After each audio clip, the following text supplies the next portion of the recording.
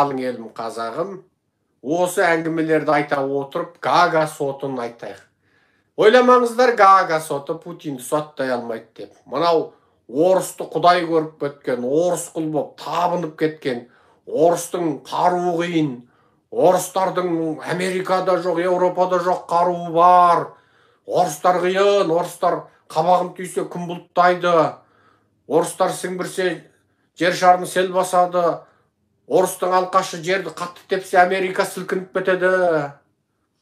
Арақ ішіп алған орыстың перагарынан кекірсе Америкада цунами туып кетеді дейтін қазақтар бар да. Бұл енді қазақтың орысшылдығына енді баға жоқ енді. Енді орыс бақытты, себебі орысты қазақ сияқты жақсы көретін халық жоқ.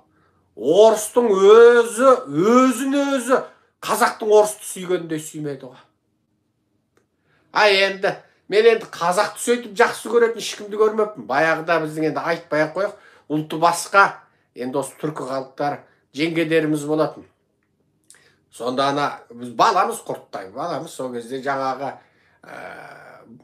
жеңгесініп, қайындар қалжыңдайды, байдан байға жүйткіп келіп, тура біздің ағамызға тигенде қозғалмай қалдың ғой.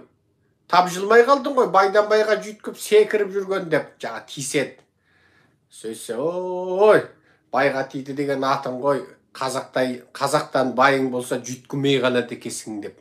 Жеңгесі де қоймайды, қазақ болып кеткен, тілі де қазақ болып кеткен, түрі тұр, түр өзгермейді.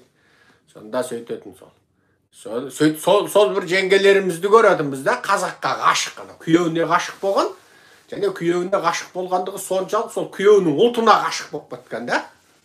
Күйеуінің ұлтына ғашық болып.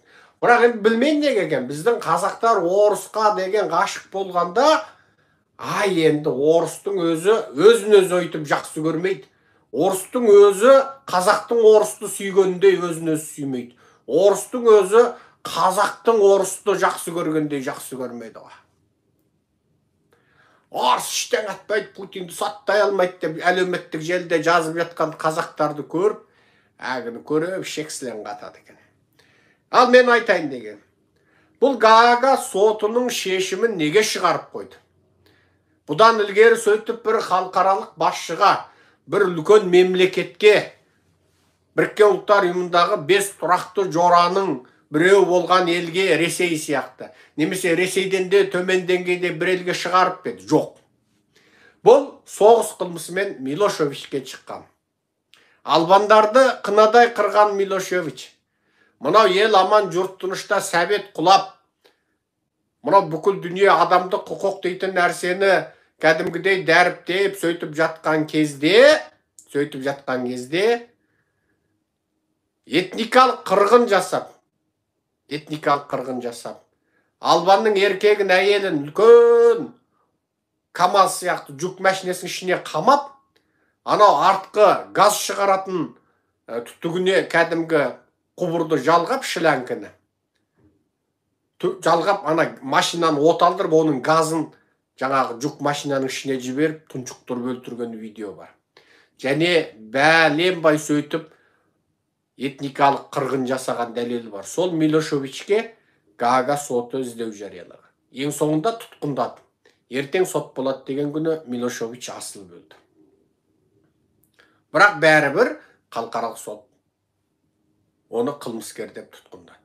Енді қараңыздар, іске аспайтын үкімді халықаралық қылмыстық істер соты жариялай ма? Жоқ. Ол да бір соттың үкімін жариялап атқарылмай